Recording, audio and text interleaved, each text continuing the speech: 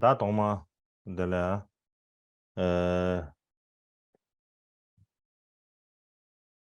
你가왜 되는 계속 뭐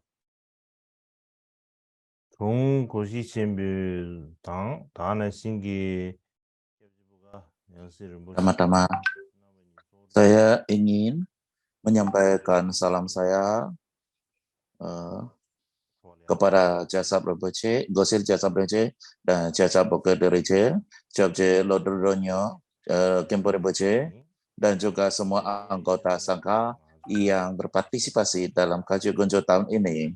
Dan pada saat yang bersamaan,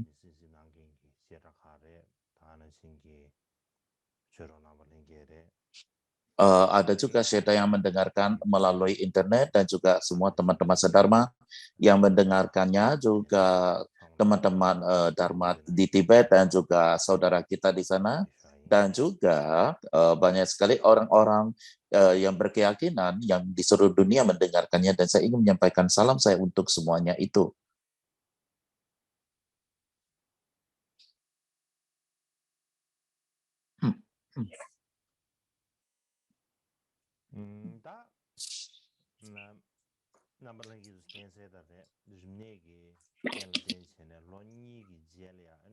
Sebagaimana Anda semua sadari, dikarenakan wabah penyakit ini, sudah 2 tahun, kita tidak bisa mengatakan Gunjo, dan akhirnya kita dapat menyelenggarakan Gunjo ini. Dan tahun ini, Kaji Gunjo yang ke-23, ada sesuatu yang harus dirayakan dan kita bersuka cita, dan karena Yang Mulia Gosi Gyatso Rinpoche telah memberikan transmisi daripada kumpulan karya Gampopa yang tiada banding. Dari sisi yang tak terputuskan yang diturunkan secara langsung melalui karma Pak ke-16 dan atas kebaikannya memberikan ini semua, saya rasa ini sangat menguntungkan bagi kita semuanya, dan oleh sebab itu saya ingin menggunakan kesempatan ini untuk mengungkapkan rasa terima kasih yang mendalam atas nama semua guru dan siswa ya, dan terima kasih saya dari lubuk hati yang terdalam kepada Yang Mulia Gosi Gyatso Rinpoche. Dan mulai dari hari ini kita akan membahas tentang 30 bait ataupun 30 bait hanya batin semata bersama-sama. Jadi ini adalah apa yang akan kita diskusikan dan juga pelajari. Secara umum, judul teks dalam bahasa Sanskerta ini adalah Trimsika Visnati Karika, atau diterjemahkan ke dalam bahasa Inggris yang berarti dalam bahasa Indonesia adalah 30 bait. Lalu, tetapi di dalam bahasa Tibet terdapat sebuah buku grammar atau tata bahasa yang juga memiliki judul 30 bait.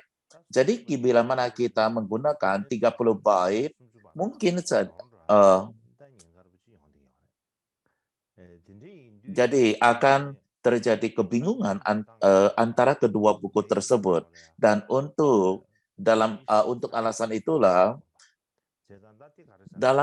untuk teks tersebut dalam bahasa Cina, ia disebut sebagai Wei Si San Si Song, yang artinya ya hanya batin semata. Dan oleh sebab itu, di dalam bahasa Tibet, saya rasa tidak bisa juga tidak 30 bait saja, tetapi kita juga tambahkan hanya batin semata. Jadi ini akan menjadi 30 bait hanya batin semata.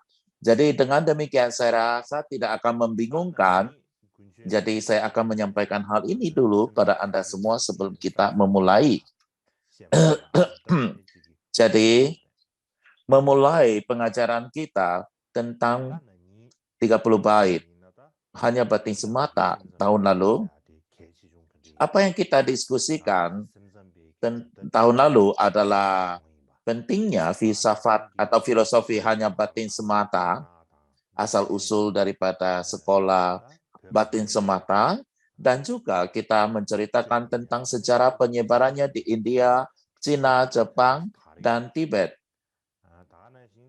Bagaimana ia menyebar dan juga dipropagandakan di daerah-daerah tersebut, dan demikian juga di dalam Tibet, kita juga ada pandangan Sentong yang berkembang di kemudian hari, dan juga ada filsafat Sentong yang berkembang di sana, dan kita berbicara tentang perbedaan antara pandangan Sentong dan hanya batin semata, dan juga kita berbicara sedikit tentang hubungan antara teks-teks pada epistemologi dan hanya batin semata. Itu adalah yang kita bicarakan tahun lalu. Dan untuk tahun ini, kita hanya memiliki waktu yang sangat singkat untuk pengajaran ini. Kita hanya ada 6 hari pengajaran. Jadi tidak ada waktu yang cukup panjang. Jadi mungkin tahun ini, bila mana terdapat waktu,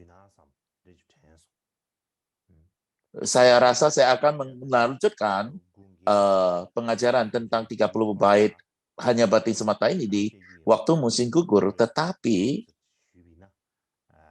untuk memulainya, saya ingin memberikan pengantar singkat tentang topik pengajaran tahun ini. Saya rasa ini adalah cara yang terbaik. 공도다 dari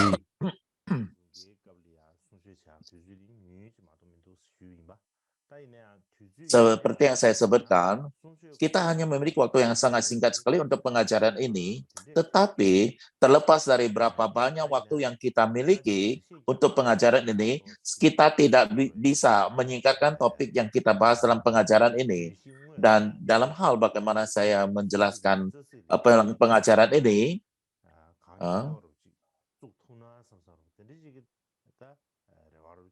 jadi saya akan memperkenalkan secara garis besar dulu apa yang akan kita bicarakan dalam topik itu dan teks-teksnya.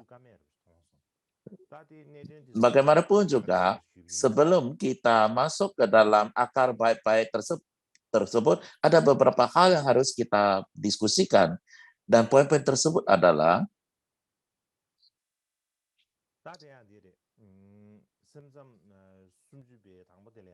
ya, inilah dia.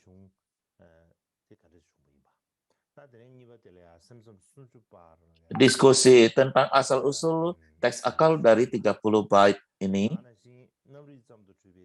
Lalu bagaimana komentar-komentar tentang 30 bait ini muncul. Dan juga asal mula risalah membuktikan hanya batin semata dan komentar-komentarnya. Dan demikian juga terdapat komentar yang akan digunakan sebagai dasar pengajaran tahun ini.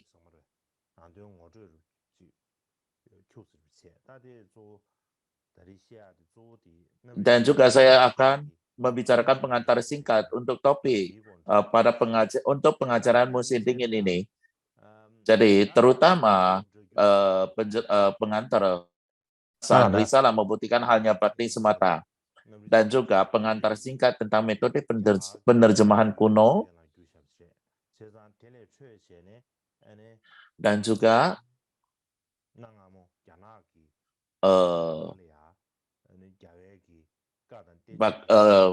kita juga akan berbicara bagaimana ia diterjemahkan dalam bahasa Tibet, dan bagaimana diterjemahkan dari Sanskerta ke dalam bahasa Cina. Saya rasa akan sangat bagus bila kita ada pengenalan terhadap itu. Demikian juga saya rasa akan baik juga memberikan pengantar tentang guru besar yang menuliskan komentar tentang 30 ayat ini, yaitu Huiji Lingtai dan Shanchu. Dan mengikutinya dan berikutnya adalah saya juga akan berbicara tentang pengantar penjelasan risalah pembuktian hanya batin semata. Jadi ini adalah poin-poin yang akan kita bicarakan pada tahun ini secara ringkas.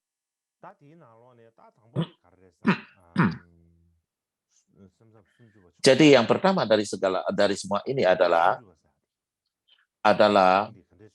asal-usul daripada teks akal 30 bait hanya batin semata. Bagaimana teks ini ditulis?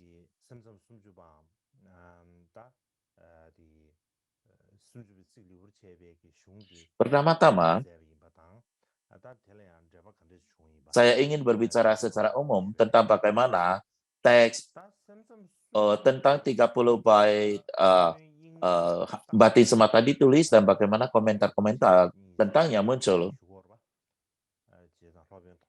Jadi 30 bait batin semata ini ditulis oleh Vasubandhu.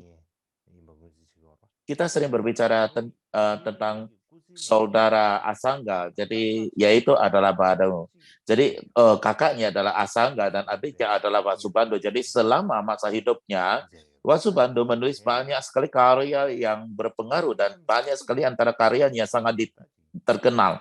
Dan di antara itu, jadi 30 bait ini adalah merupakan karya yang paling dalam maknanya dan juga paling luas, paling penting, dan paling terbesar dalam karyanya, dan juga merupakan karya terakhir yang beliau tulis dalam hidupnya kalau kita berbicara dalam tradisi Cina.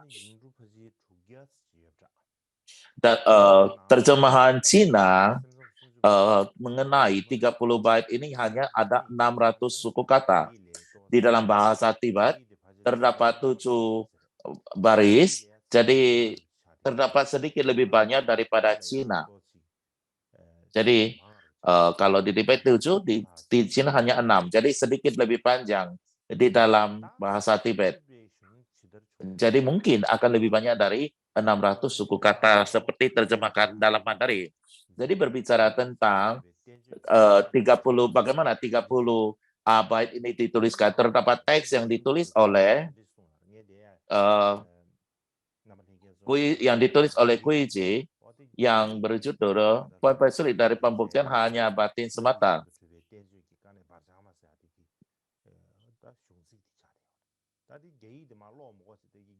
Jadi ini adalah merupakan karya asli dari komentar tentang poin-poin sulit dari pembuktian hanya batin semata. Jadi saya tidak perlu untuk membacanya. Ini semua dalam bahasa Cina, jadi sulit untuk membaca.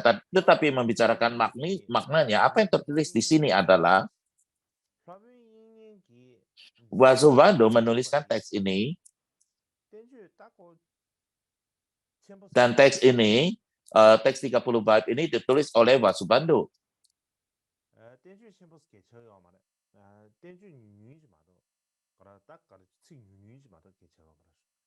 Jadi ia adalah merupakan satu tulisan yang singkat, ya, bukan satu tulisan yang panjang, hanya ada 30 bait. Tetapi bagaimanapun juga di dalamnya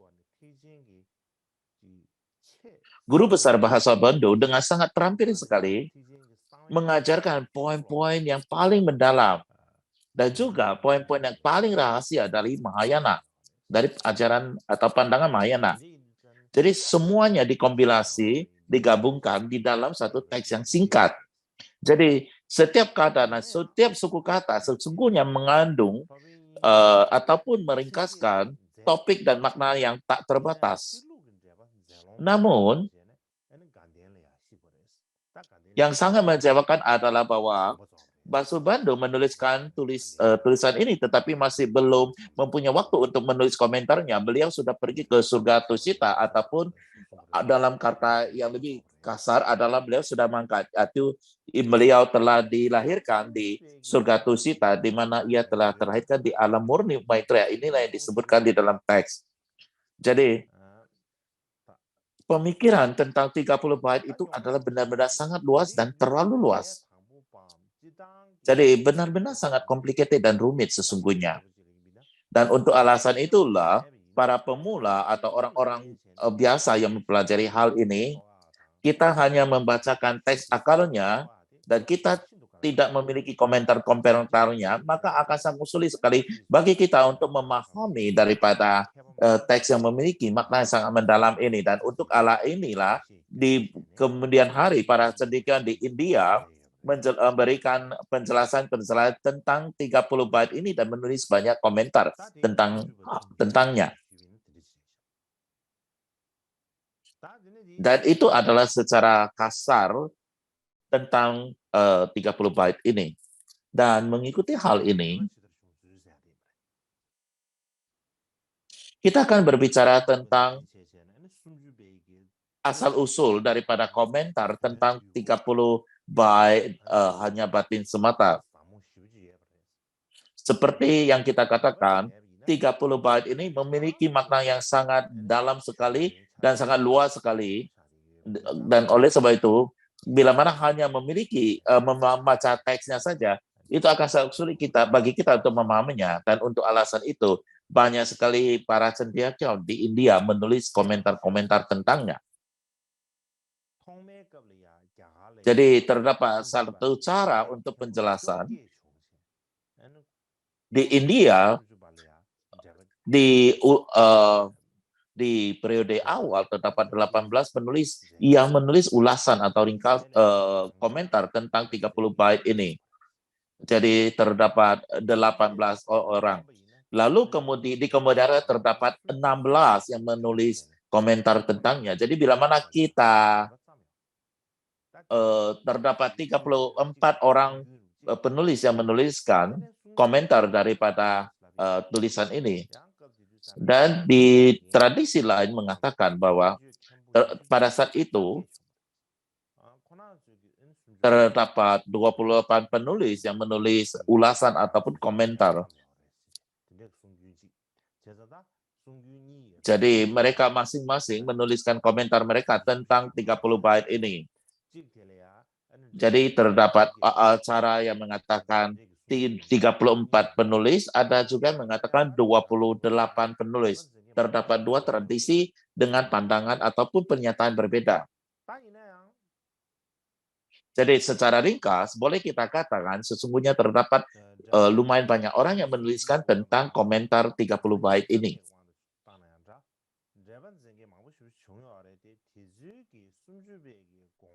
Jadi apapun itu, 34 penulis komentar ataupun 28 komentar, itu terlalu banyak. Tetapi mereka tidak bisa sampai kepada menjawab makna daripada 30 bait ini. Jadi kemudian hari, terdapat 10 orang komentator hebat yang di belakang hari yang menjelaskan teks ini, tetapi ini tidak termasuk mereka kita sebutkan di atas seperti 28 ataupun 34 itu. Dan di antara 10 orang ini mereka benar-benar sangat terampil dalam menjelaskan teks tersebut. Dan mereka benar-benar mampu untuk menjelaskan teks dan kata-kata dan juga teks tersebut. Dan komentar dan ke-10 komentator ini adalah Dharmapala, Gunamati, Tirimati, Sisemamitra, Sudha Chandra, Jinaputra, Gyana Chandra, Nanda, dan Samitra, Bandusri. Ya, terdapat 10 orang komentator hebat yang seperti saya sebutkan tahun lalu. Jadi masing-masing dari mereka menulis sebuah komentar dengan 10. Dan bila mana jadi 10 orang ini masing-masing menulis komentar. Kalau kita bicara berapa panjang komentarnya itu adalah 10 jilid ataupun 10 gulungan teks. Jadi bila mana kita menggabungkan semuanya, maka akan terdapat 100 jilid ataupun 100 gulungan. Karena setiap masing-masing menulis 10 gulungan, maka 10 orang ini menulis totalnya adalah 100 bundel ataupun gulungan komentar itu. Dan di antara orang-orang ini yang menulis komentar ini tentang 30 ayat itu di India, jadi ini adalah 10 orang ini yang paling terkenal yang menulis komentar tentang 30 bait ini. Dan bahkan di antara 10 komentator ini, yang terbaik daripada komentar-komentar itu adalah, jadi kita mungkin akan bertanya, siapa yang terbaik di antara 10 ini? Jadi kebanyakan orang mengatakan bahwa komentar yang tertulis oleh guru besar Dharmapala itu adalah yang terbaik. Jadi kita akan berbicara sedikit tentang hal ini.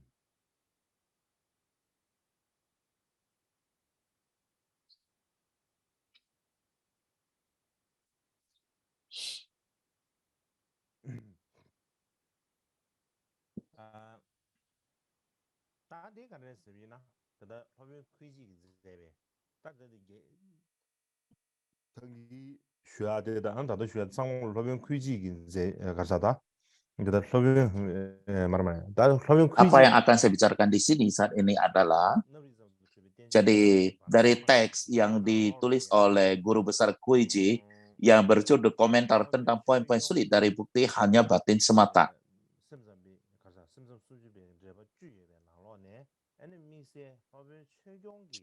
Jadi ini menjelaskan kenapa komentar Dharmapala di antara komentar-komentar lainnya, nah, yang terbaik, dan karena ia menjelaskan tentang asal-usul daripada komentar ini. Saya tidak akan membicarakan dalam bahasa Cina, tetapi saya akan membicarakan makna secara umumnya. Apa yang dikatakan di sini adalah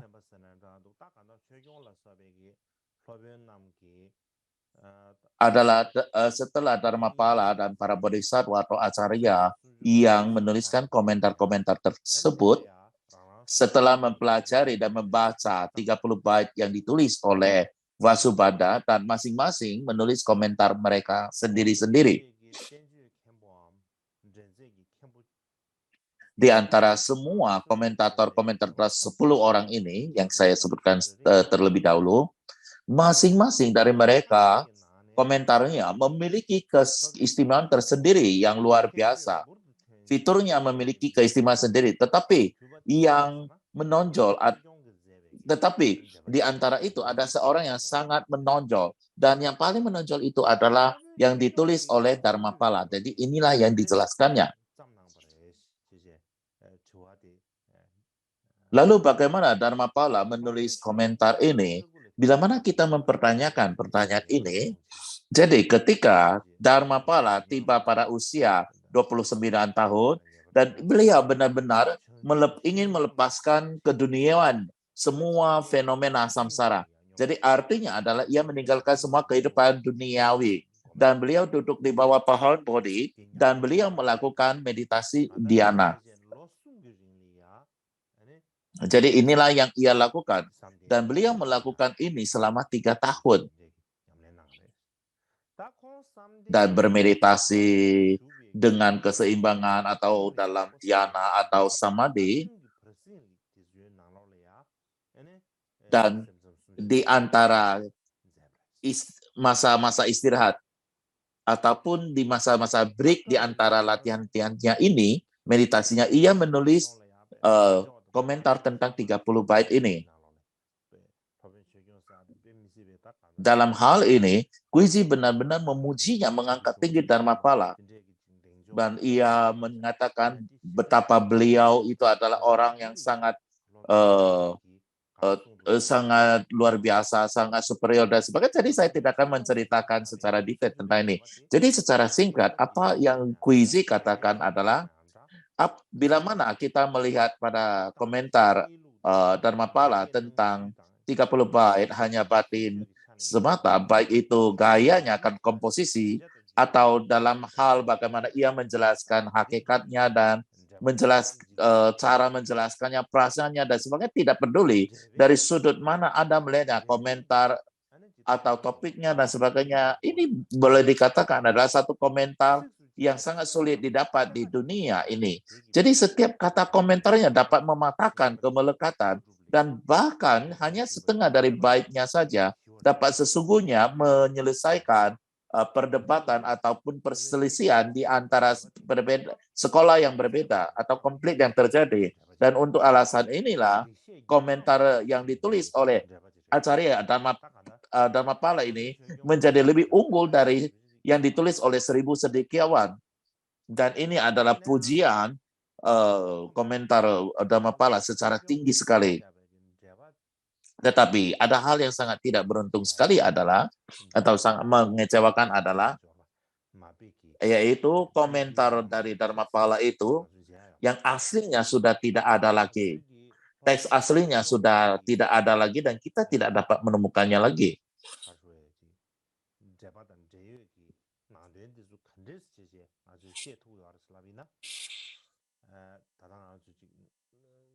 Lalu kalau ia sudah hilang, bagaimana kita bisa mempelajari poin-poin yang kita diskusikan melalui poin-poin dari komentar itu. Bagaimana kita bisa mempunyai keberuntungan untuk mengetahui sedikit poin daripada risalah ini? Ini semua adalah karena komentar yang dari komentar Xian Chang tentang risalah membuktikan hanya batin semata, yaitu jadi ini adalah merupakan kompilasi daripada komentar ini. Dari sinilah kita dapat mengetahuinya. Hal ini adalah karena komentar dari Xian Chang ini adalah berdasarkan daripada komentar Dhammapada ini.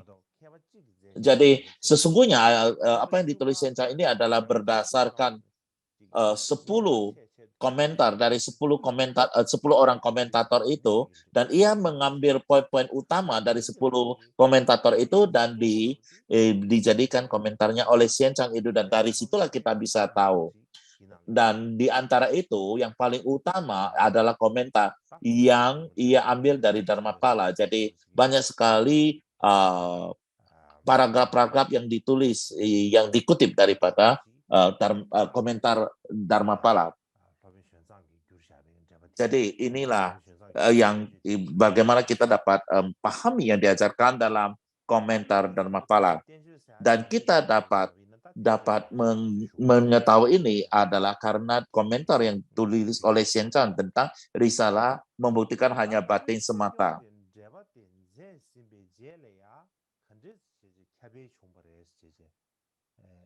Jadi tentang bagaimana komentar Xian Chang berkembang, dan sebab kita akan membicarakannya di kemudian hari. Dan bagaimana Xian Chang bisa bertemu dengan komentar dari Dharmapala ini? Ini juga ditulis di dalam teks yang kita sebutkan sebelum, yaitu poin-poin sulit untuk membuktikan batin semata yang ditulis oleh Guru Besar Kuizi.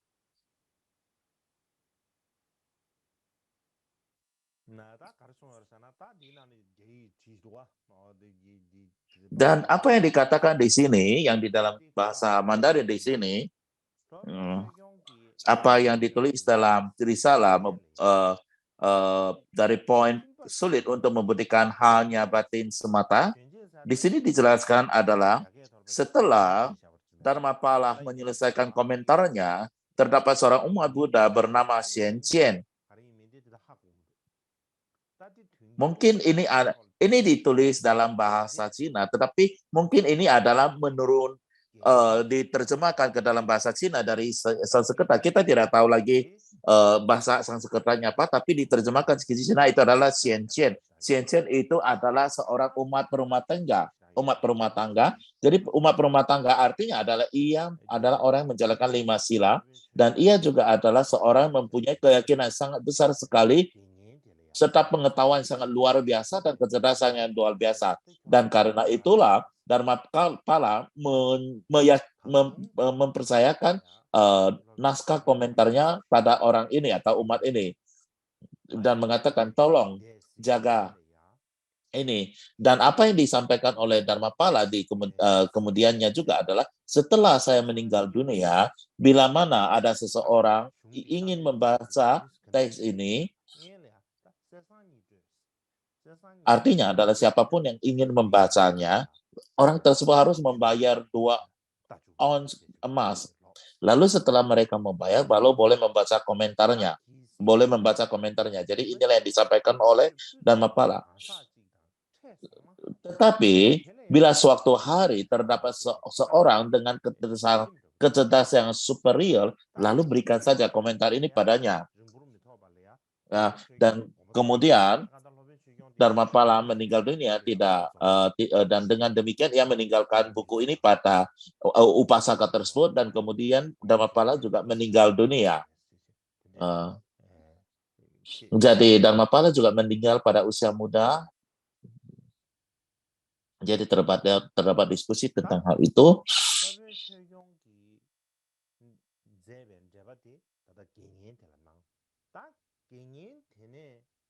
Jadi Dharmapala memberikan komentarnya kepada upasaka ini, Xian Qian. Lalu bagaimana Xian Chang mendapatkan komentar ini? Jadi pada saat itu sesungguhnya adalah merupakan periode ketika Xuanzang berada di India. Dia pergi melakukan ziarah di India, tetapi bukan hanya ziarah saja, tetapi beliau juga belajar banyak agama Buddha di sana. Jadi sambil berziarah, beliau juga belajar agama Buddha.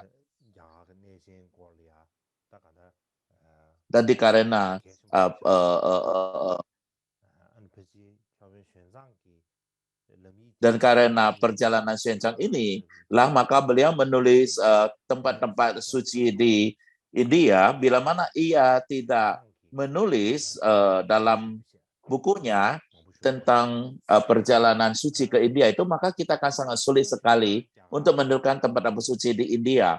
Kita akan membicarakan hal ini di kemudian hari. Tidak akan bicara banyak tentang hal ini. Namun bagaimanapun juga, sesungguhnya kita akan beristirahat 20 menit dulu. Kita akan beristirahat 20 menit dulu. Oke, saat ini kita istirahat 20 menit. Kita akan lanjut lagi.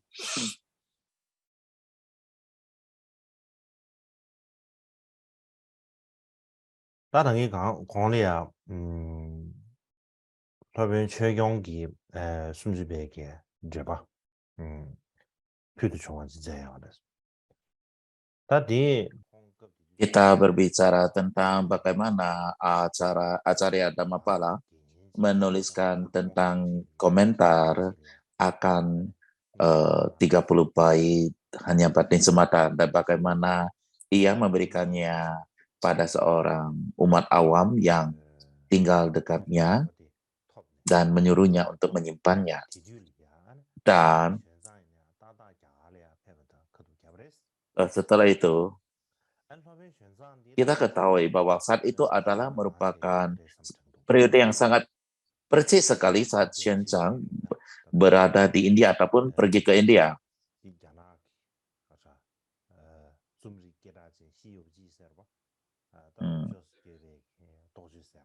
Terdapat 4 penulis besar di India,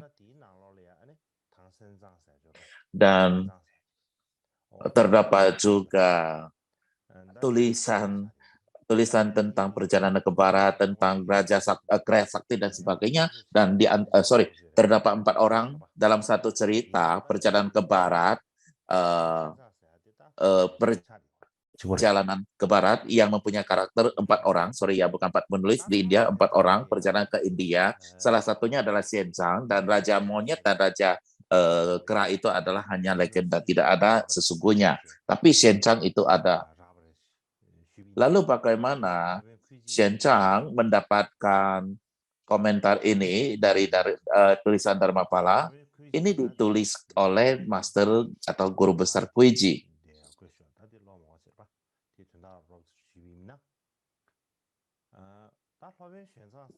Jadi ini adalah merupakan tulisan Kuiji, dan ini menjelaskan secara ringkas.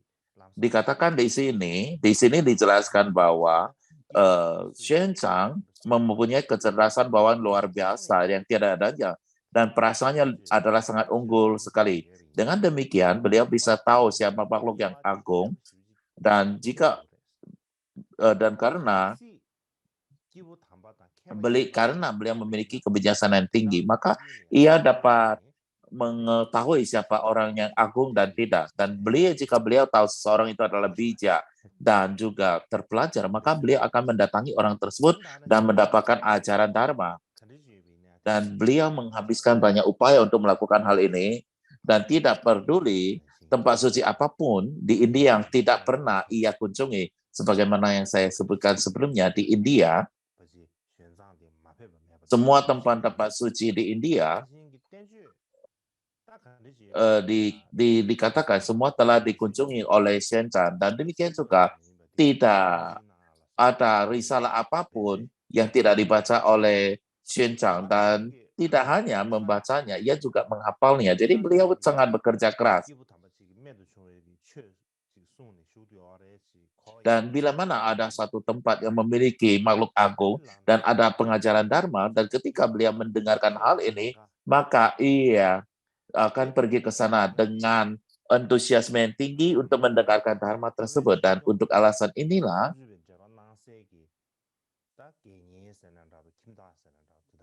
dan umat awam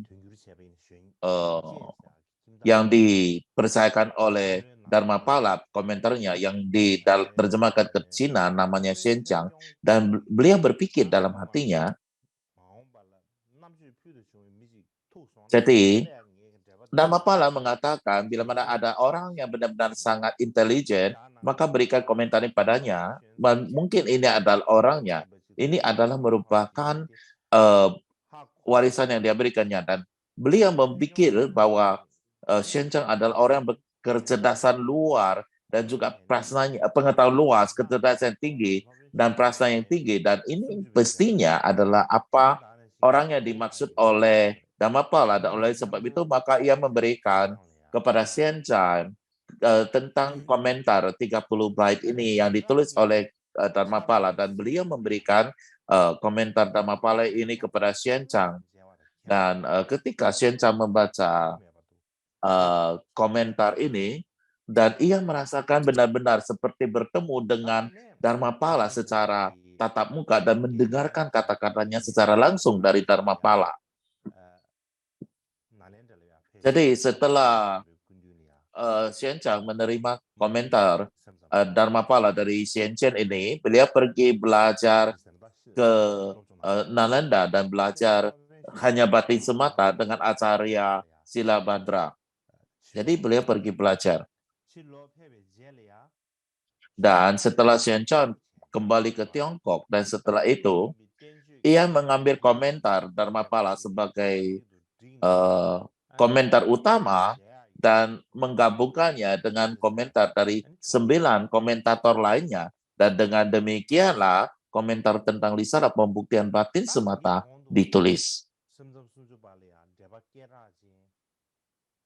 Seperti yang saya sebutkan sebelumnya, terdapat 10 komentator dan komentar yang sangat terkenal tentang 30 bait ini, tetapi bukan hanya 10 ini, banyak sekali, tetapi pada saat itu yang terkenal di India hanya 10 ini. Dan di antara 10 komentar-komentar ini,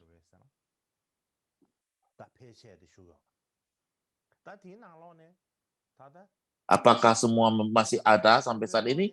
Sudah tidak ada. Dan di antara semua itu, hanya ada yang satu yang tertinggal, yang masih ada, yaitu komentar yang ditulis oleh Sti Ramati, yang bisa kita dapatkan dalam bahasa Sanskerta dan juga ada diterjemahkan ke dalam bahasa Tibet di dalam Tenjur kita. Ini yang masih kita miliki, yang lain sudah tidak ada.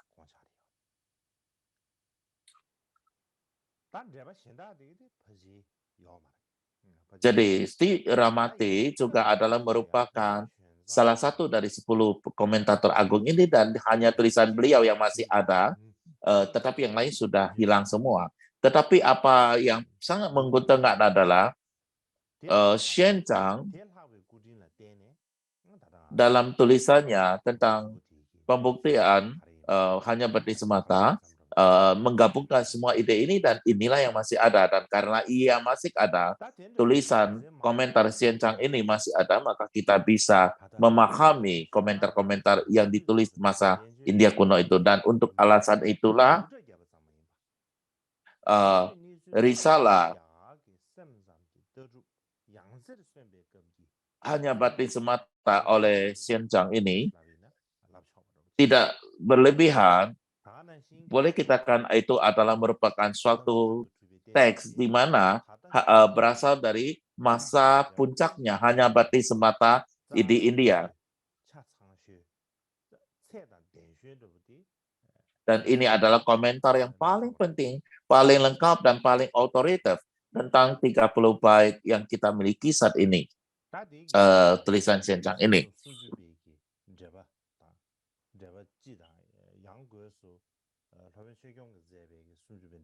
Jadi ini membicarakan tentang komentar dari komentar 30 bait, dan khususnya komentar dari Dharmapala dan Xianchang. Lalu kita berbicara bagaimana risalah membuktikan batin semata ini muncul dan dituliskan kalau kita membicarakan hal ini.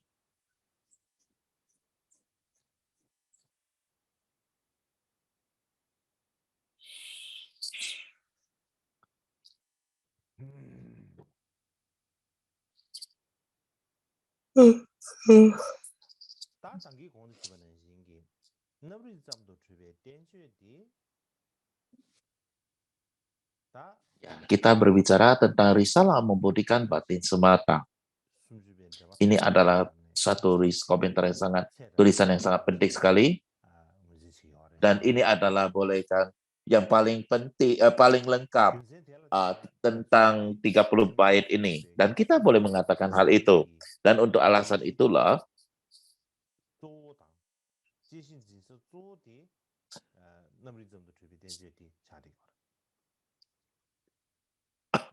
topik utama dan diskusi utama kita dari diskusi 30 bait ini adalah merupakan risalah membuktikan batin semata dari Sencang ini. Atau dengan kata lain, fokus utama analisa kita pada 30 bait batin semata tahun ini adalah risalah membuktikan batin semata ini. Jadi saya akan berbicara sedikit tentang asal muasal dari teks ini. Jadi teks ini diterjemahkan ke dalam dari bahasa Sanskerta. Lalu kapan diterjemahkan? Jadi Guru Kuiji tidak menyatakan kapan hal itu diterjemahkan. Tetapi terdapat katalog karya Buddhist Kayin. Jadi terdapat satu katalog.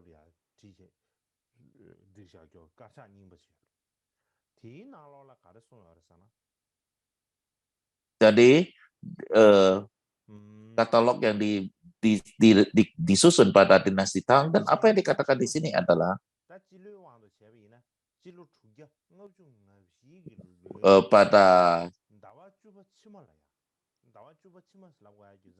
pada tahun keempat Kaisar Chongzong, dikatakan pada bulan ke-10 terakhir kita dikatakan terdapat double bulan atau Lun Goek. Jadi di dalam bahasa Tibetan juga ada Lun Goek atau double bulan. Jadi ini juga adalah double bulan di bulan ke-10, dan di bulan ke-10 inilah maka dirampungkan, dikatakan pada bulan ke-10 kedua pada tahun itu, pada tahun ke-10, pada bulan ke-10 terakhir, pada tahun ke-10 Kaisar Chongzong, katalog ini risalah ini dibuktikan.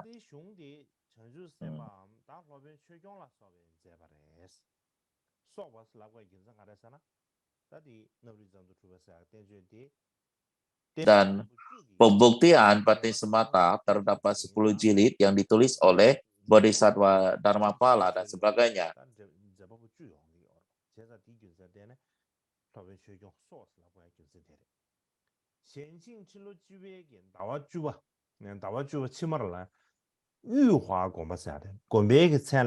Jadi pada bulan ke-10 terakhir tahun keempat pemerintahan Chongzong di kuil cahaya awan di Yihua. Jadi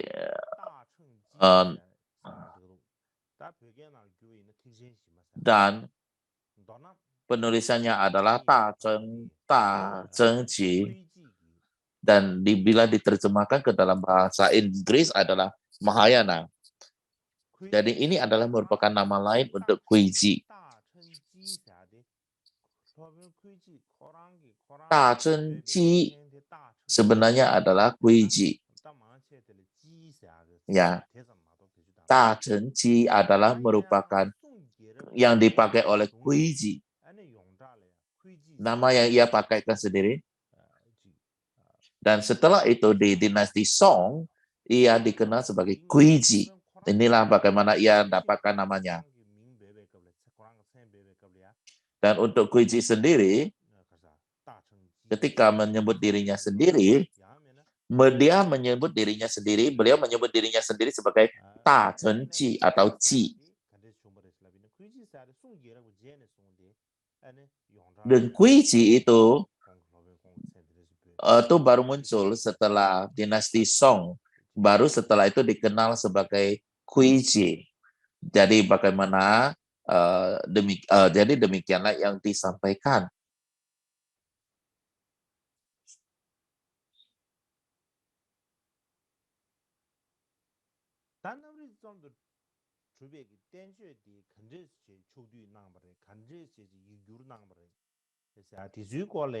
Lalu bila mana kita bertanya, bagaimana secara pembuktian batin semata ini diterjemahkan, disusun, dan Puiji menuliskan dalam kompilasinya dalam risalah pembuktian risalah pembuktian batin sematanya.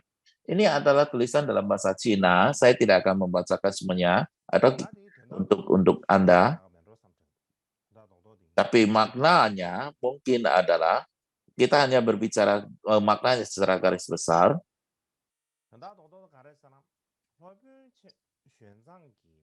Poin utamanya di sini, selama tahun keempat pemerintahan Chongchong, yaitu beliau Guru Besar Xianzang mulai menyusun dan menerjemahkan risalah membuktikan batin semata ini. Dan rencana awal Xianzang, Guru Xianzang, adalah menerjemahkan semua komentar dari ke-10 penulis itu ke dalam bahasa Cina atau Mandarin. Beliau ingin menerjemahkan 10 komentar itu ke dalam bahasa Cina, dan ini adalah rencana awalnya. Dan pada poin itu, beliau adalah sebagai penerjemah utama, dan ia juga memiliki asisten. Terdapat 4 orang membantunya. Yang satunya adalah Shen Fang.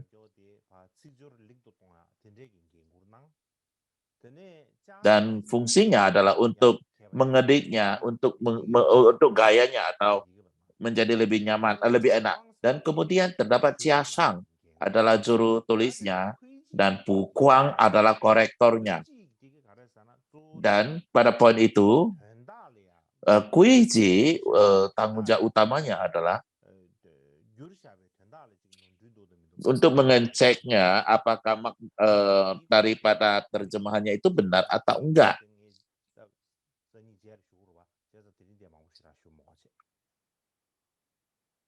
Mungkin saya tidak akan menjelaskan sekarang, mungkin di beberapa saat di kemudian hari, beberapa hari lagi saya akan membicarakan hal ini.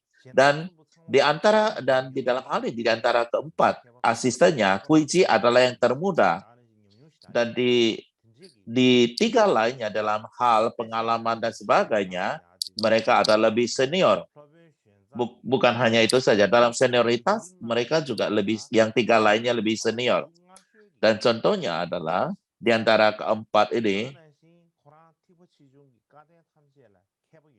jadi Shen Fang pada saat Xianzang pertama kali menerjemahkan, Shen Fang lah yang terlibat di dalamnya, dan beliau juga sangat terpelajar dalam semua kitab suci dan komentar dari Mahaya, dan juga kendaraan tawahana dasar. Dan oleh sebab itu beliau juga sangat junjung tinggi oleh semua murid siswa di sana pada saat itu.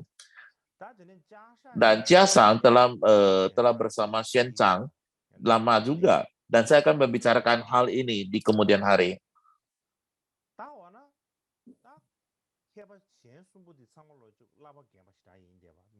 Dan Jia Shang sudah membantu penerjemah 25 kali, Pu Kuang 3 kali.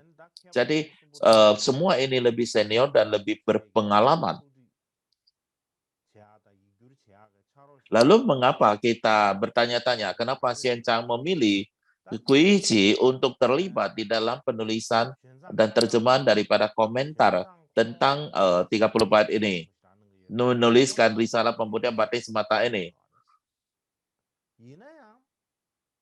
Dan Xuan Zhang melihat bahwa Guiji memiliki kepercayaan yang sangat tinggi sekali.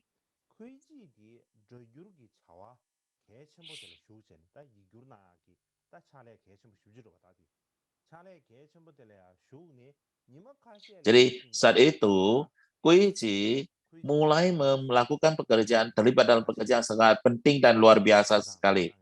Dan hanya setelah beberapa hari, ia mulai mengerjakan proyek penerjemahan ini. Beliau meminta kepada Xuan Zhang dan mengatakan, saya tidak bisa lagi terlibat dalam aktivitas ini. Saya mau mengundurkan diri. Dan pada saat itu Xuan Zhang benar-benar sangat terkejut. Lalu bertanya, kenapa Anda mau mengundurkan diri? Dan beliau menanyakan banyak kali dan beberapa kali. Dan setelah beliau menanyakan beberapa kali, barulah pada saat itu apa yang beliau pahami, apa yang beliau sampaikan,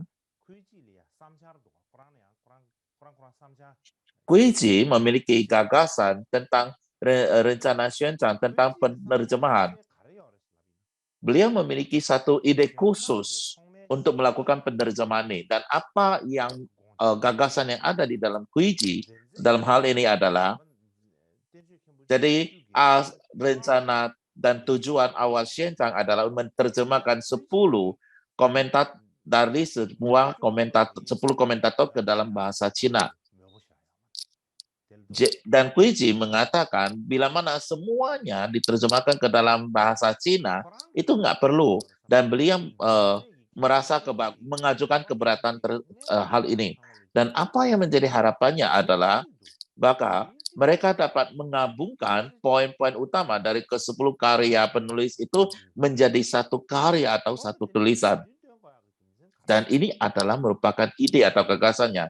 Dan alasannya kenapa beliau mengajukan harapan ini, karena menurut Guiji atau apa yang ada di dalam pemikiran Guiji adalah bahwa terdapat banyak ketidakkesepakatan di antara penjelasan 10 penulis itu.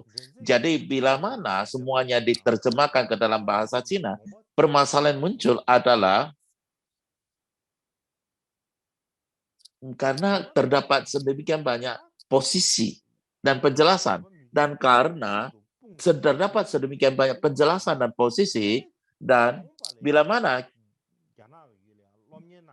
kita tidak dapat menggabungkan menjadi satu teks yang tunggal, maka di masa yang akan datang di Cina, bila mana ada murid yang mau mempelajari, dan karena terdapat banyak penjelasan dan juga posisi dan penjelasan, mereka tidak bisa fokus pada satu titik. Mereka tidak dapat menentukan mana yang benar ataupun mana yang mana, dan terdapat bahaya hal ini terjadi.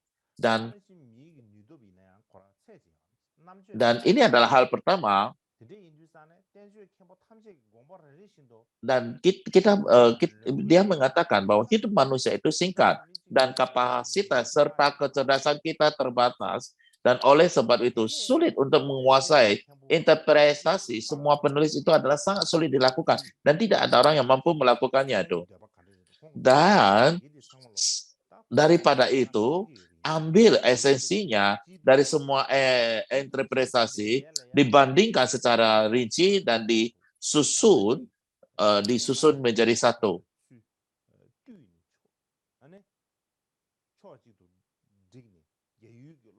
Dan ambil semua poin-poin yang penting dan yang baik dan gabungkan dan disusun bersama, dan ini akan menjadi standar yang otoriter untuk siswa-siswa di Cina. Dan inilah yang beliau sampaikan Guiji kepada Xuan Zhang. Dan setelah Xuan Zhang kemudian mempertimbangkan saran daripada Guiji ini, dan beliau benar-benar memikirkan cukup lama, dan setelah itu beliau menerima bahwa ide Guiji ini adalah Guiji yang sangat bagus dan menerima ide tersebut. Dan pada poin itu terdapat 4 orang asisten lagi, termasuk Guiji di dalamnya. Masih ada 3 lainnya. Dan setelah Guiji mengusulkan ide demikian, Dan setelah itu, Xia Sang, Pu Guang, dan Shen Fang,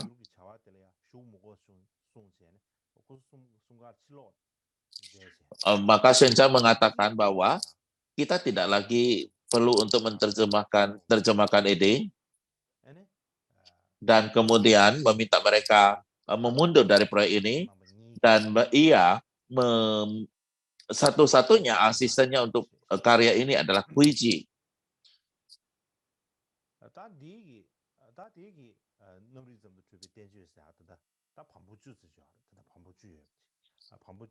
Jadi beginilah risalah membuktikan batin semata dari berasal. Jadi ini adalah teks risalah pembuktian batin semata yang kita maksudkan.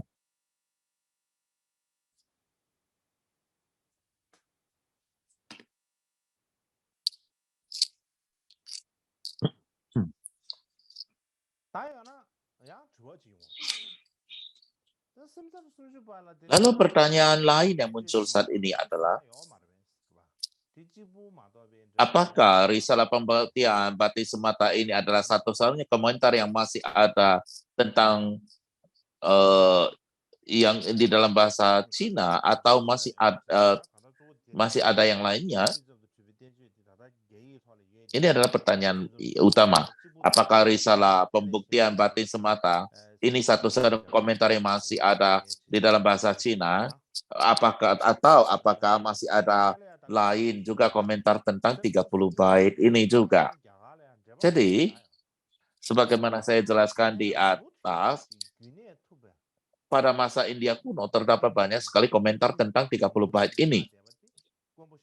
Tetapi hanya sedikit sekali yang masih ada, dan kebanyakan sudah tidak ada lagi, sudah lenyap. Dan untuk alasan itu loh,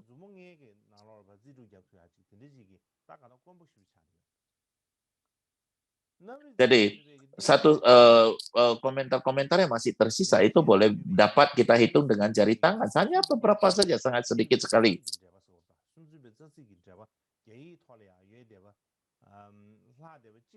Jadi komentar-komentar lain tentang 30 bait ini,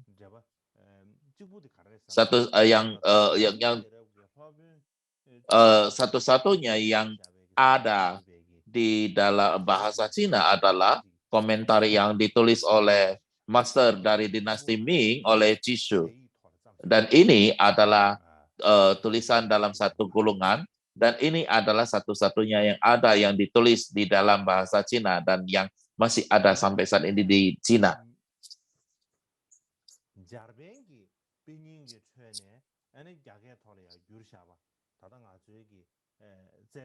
Dan juga terdapat teks kuno Jepang yang dapat kita katakan, dan juga ada seorang guru Joke.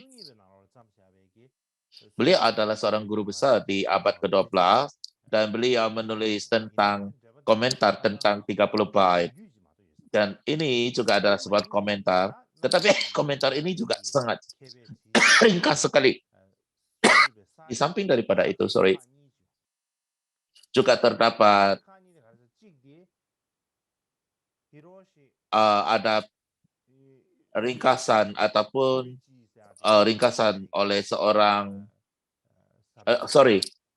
ada dua ya. Yang satu ditulis oleh Hiroshi Shoji, ringkasan tentang 30 bait, komentar dan ringkasan tentang 30 bait. Ya, jadi satu oleh Hiroshi Shoji dan satu oleh Dayu. Dan di antara teks modern Jepang juga terdapat juga ada ajaran juga terdapat tulisan ajaran tentang 30 bait batin semata oleh cendekiawan Jepang Genshin Inouye. Jadi ini adalah teks-teks penting di zaman modern ini tentang hanya batin semata.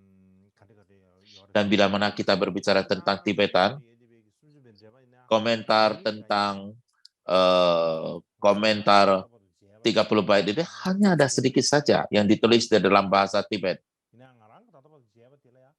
Ya, saya yakin ada beberapa yang masih belum saya baca.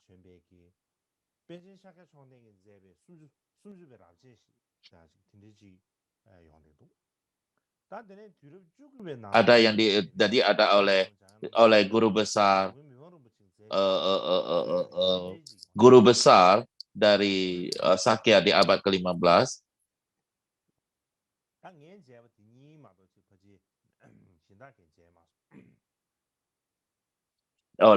Dan juga oleh Jamie Pham Rinpoche, dan saya belum melihat yang lainnya.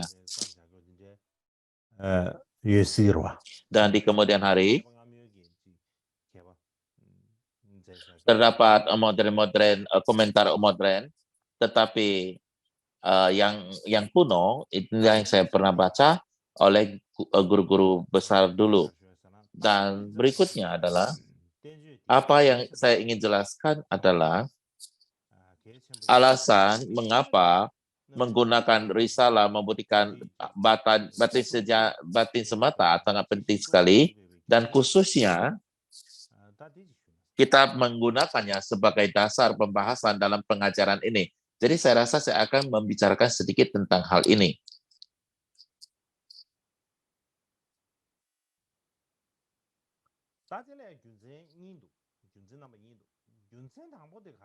Jadi terdapat dua alasan di sini. Alasan pertama adalah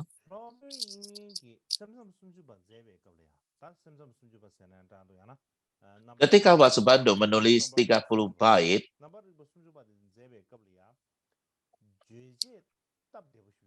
kita boleh menyebutnya sebagai 30 bait atau 30 bait kesadaran. Bait-baitnya sangat sederhana. Ia menyajikan umum tentang filsafat batin semata yang sangat rumit sekali, seperti yang saya jelaskan sebelumnya. Terdapat dua teks, dua teks tentang batin semata, yaitu 30 bait dan 20 bait. Dan 20 bait itu berbicara tentang tradisi-tradisi lain.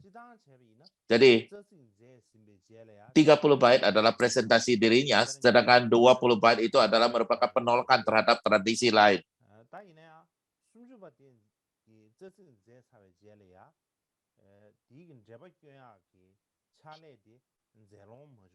Namun bagaimanapun juga setelah menulis 30 bait ini, Vasubandhu tidak memiliki waktu untuk menulis komentarnya dan kemudian mangkat ataupun wafat.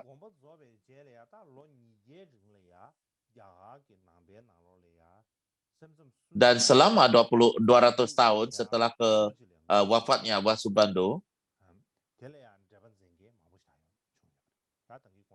jadi diakui fokus utama dalam pelajaran Buddhisme India tentang 30 bait saja. Kita sudah sebutkan, ada yang menyebutkan ada 34 penulis, ada 28 penulis, dan sebagainya. Jadi singkatnya, banyak guru-guru besar yang pastinya telah menulis komentar tentang 30 bait ini. Sayangnya adalah walaupun demikian banyak besar komentar yang ditulis itu, kita tidak dapat lagi membacanya.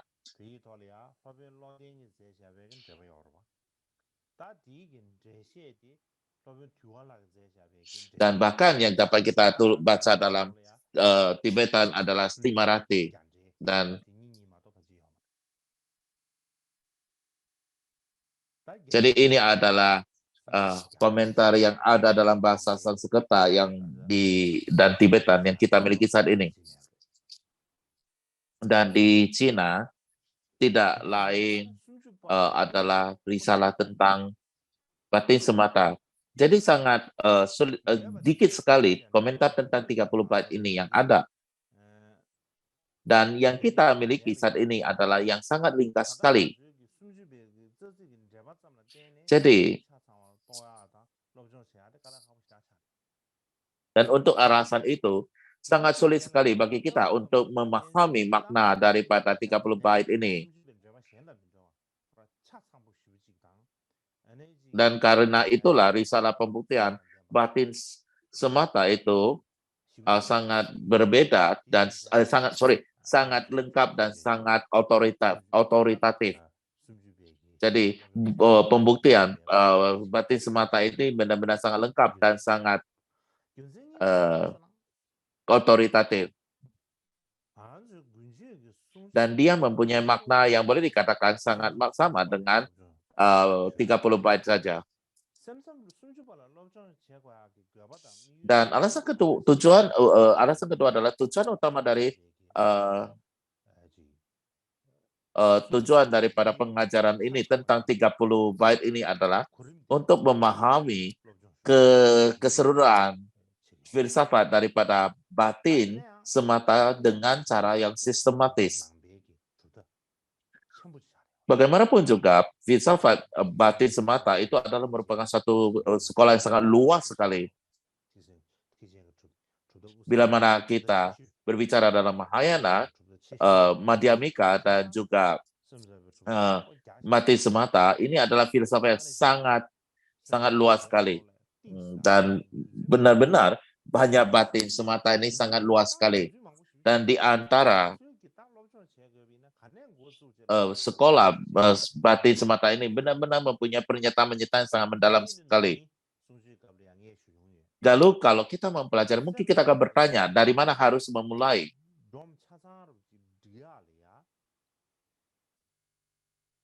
Sebagaimana saya berbicara tentang hal ini dalam ajaran tahun lalu, untuk menyiapkan kerangka lengkap untuk mempelajari filsafat batin semata, kita perlu mengumpulkan sumber-sumber yang berbeda dalam sutra, dalam 6 risalah.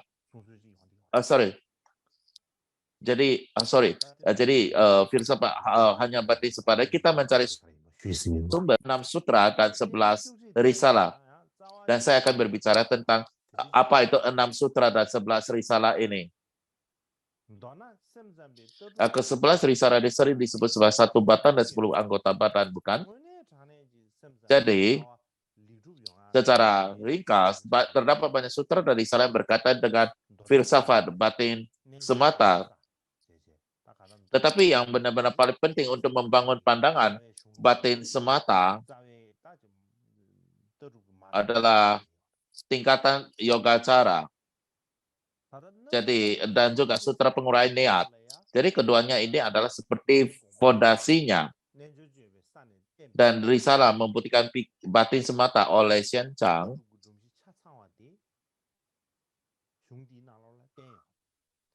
memberikan satu kerangka yang lengkap tentang sutra penguraian niat dan tingkatan yogacara atau kedua sutra ini.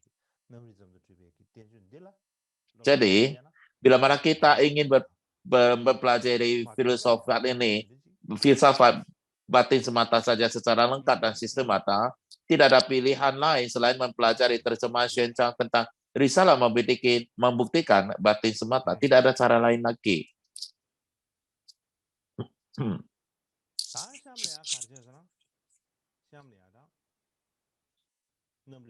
Dan berikutnya,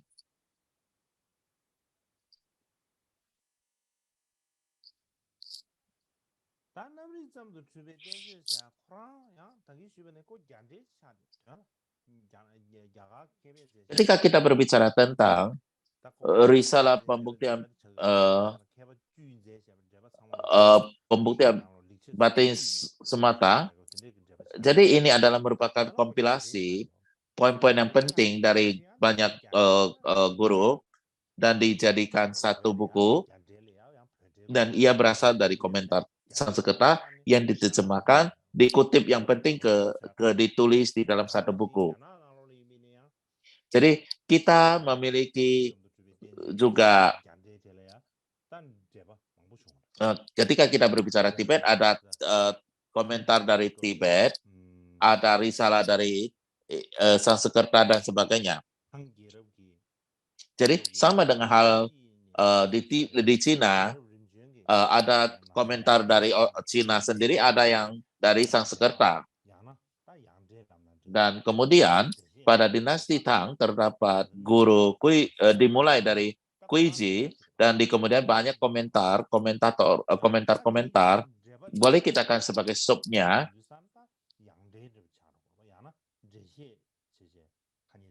Banyak komentar-komentar ditulis untuk mengkomentari dari para risalah membuktikan batin semata di generasi berikutnya. Jadi itulah yang kita sebut sebagai sub komentarnya.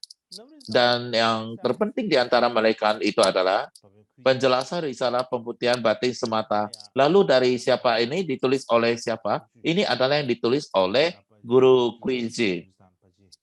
Terdapat 10 gulungan. Kita mengatakan 10 gulungan itu berarti, dan ya gimana pun itu adalah 10 bundel atau gulungan yang ditulis oleh Guru Kuiji. Setelah Kuiji menuliskan penjelasan dasar pembuktian batin semata, ini menjadi teks yang sangat penting sekali. Dan ini menjadi teks dasar untuk mempelajari batin semata di Cina.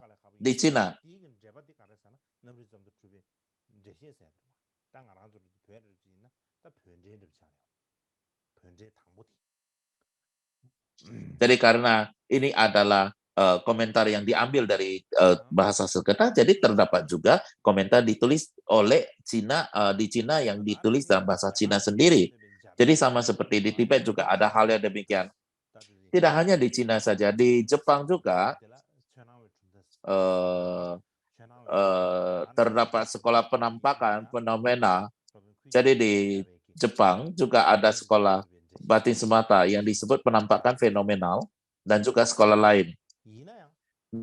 Dan mereka menganggap bahwa risalah yang ditulis oleh Kuiji tentang pembuktian pikiran semata, batin semata itu sangat penting sekali.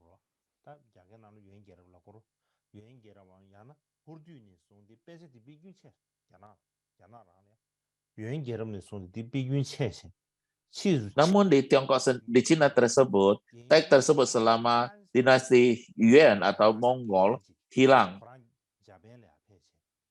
Barulah kemudian di dinasti Qing, guru Amon yang Wen Hui atau yang menemukannya di Jepang.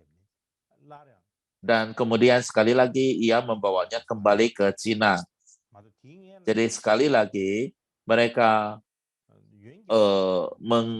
mendirikan kembali atau menegakkan kembali risalah tersebut. Jadi selama sebelum itu di dinasti Yuan atau Mongol, risalah itu sudah hilang.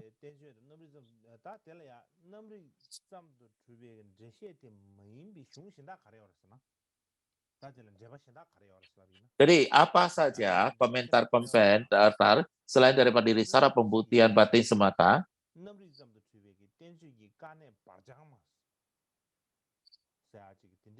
juga terdapat yang lain yang ditulis oleh Kuiji yang menulis poin-poin sulit risalah pembuktian batin semata. Ini juga adalah merupakan komentar tentang risalah batin semata. Di kemudian terdapat juga guru besar yang bernama Hui Chao. Hui Chao menulis teks komentar tentang pelita tentang makna definitif dari batin semata. Saya rasa saya akan menunjukkannya di sini.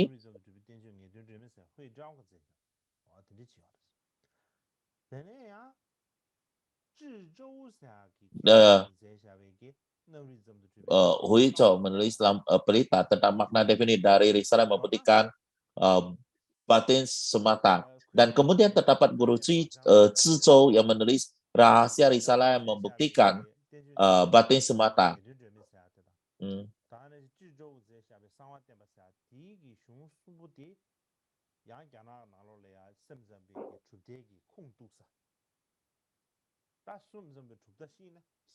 Jadi ketiganya ini diakui sebagai sumber dari sekolah batin semata Cina.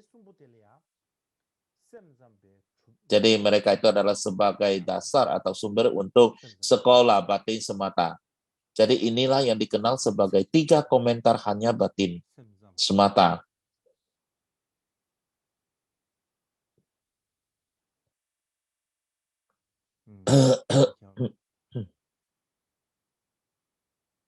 Oke, tidak masalah.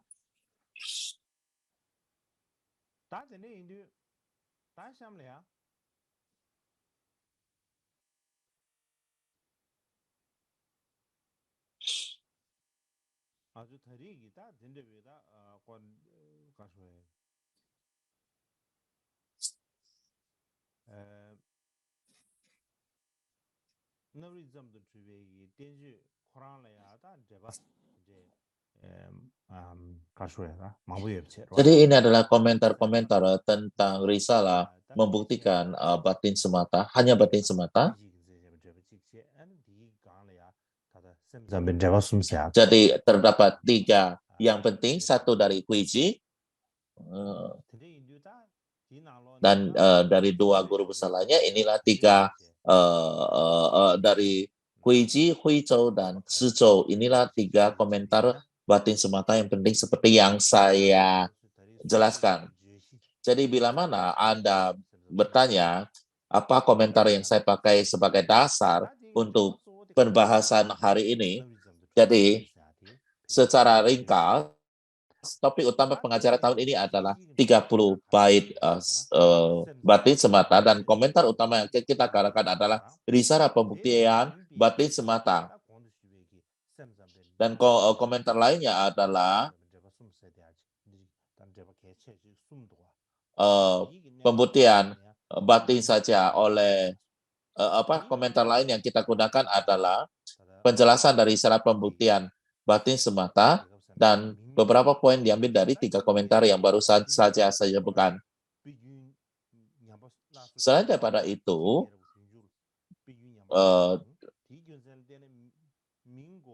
karena pada akhir dinasti Qing, mereka kembalikan tradisi ini, dan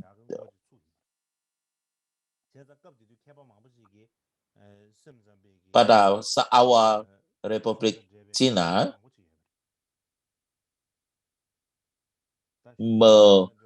menulis banyak teks tentang hanya batin semata.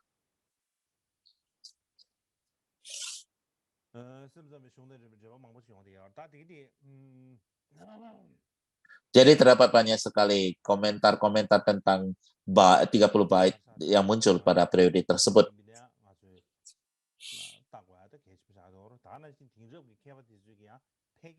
Dan juga sangat penting bagi kita untuk mempelajari hal ini. Demikian juga kita perlu mempelajari dari komentar guru kuno dan juga dari guru modern juga. Jadi poin kita adalah ini menjadi dasar diskusi kita kali ini.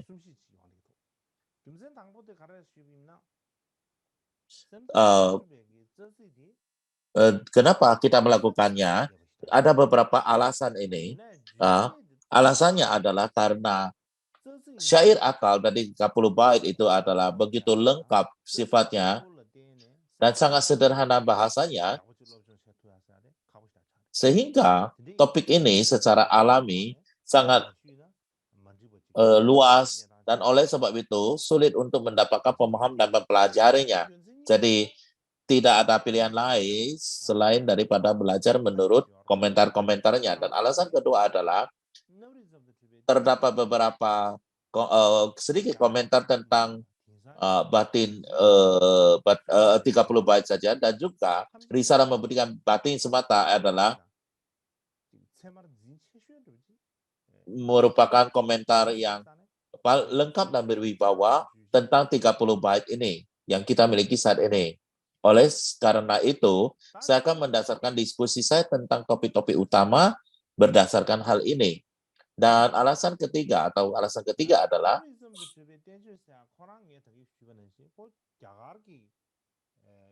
karena risalah membuktikan batin semata adalah sebenarnya adalah komentar dari bahasa Sanskerta dan merupakan karya daripada 10 komentator itu. Dan bila mana kita menggunakan semua itu menjadi diskusi kita pada saat ini, adalah sangat sulit bagi kita untuk memahaminya. Dan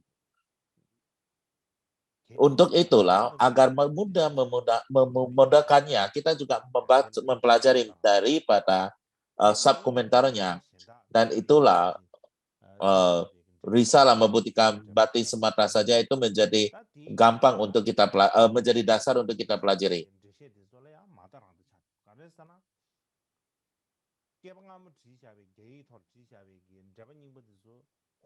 Dan juga tidak ada alasan, tidak ada pilihan lain. Kita juga harus melihat komentar-komentar dalam bahasa lokal juga.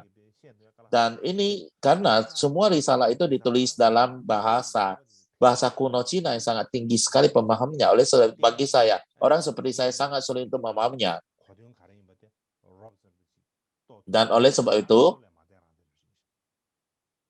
kita, bukan bahasa lokal ya, kita juga harus mempelajari dan melihatnya dalam bahasa modern saat ini. Dan oleh sebab itu secara singkat, seperti saya yang sebutkan sebelumnya, metode mempelajari 30 bait ini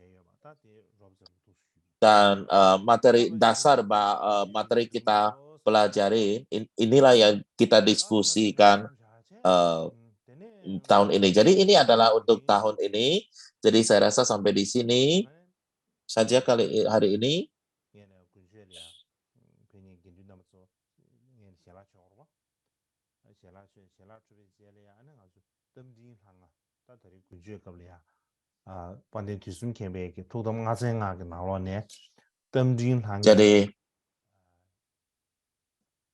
Jadi kali ini adalah Gunjo untuk para lama.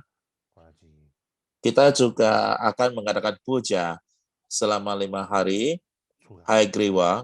Jadi ini adalah kali pertama kita menyelenggarakannya. Jadi ini adalah sesuatu hal yang sangat beruntung bagi kita untuk lakukan. Ya, dan berbagai kita melakukan di biara gitu.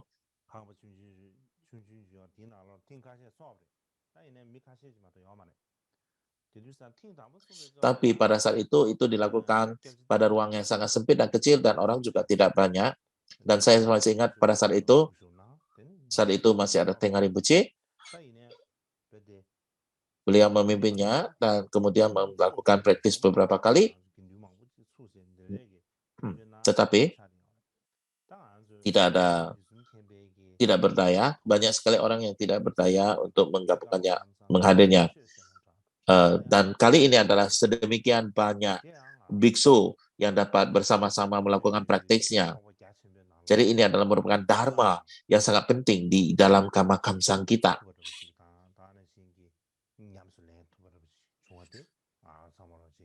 Boleh dikatakan, kita kali ini dapat menghidupkan kembali dharma ini dan dapat mempraktekkan. Dan dalam sejarah ini adalah merupakan sesuatu yang sangat penting sekali.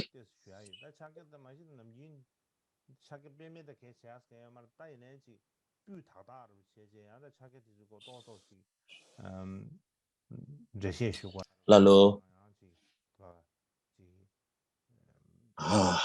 berikutnya kita juga berbicara sedikit tentang mudra-mudra, tentang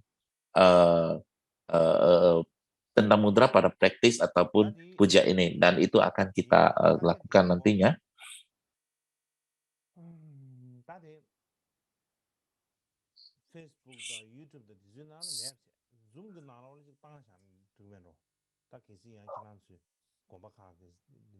Dan hal ini yang kita sebutkan ini tidak akan di-live-kan, disiarkan secara live.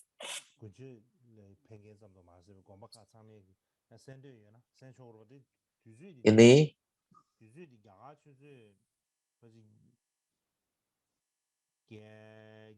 di dalam Zoom, biara-biara lain boleh ikut praktis, tetapi tidak dibuka untuk umum. Jadi terakhir kita akan dedikasi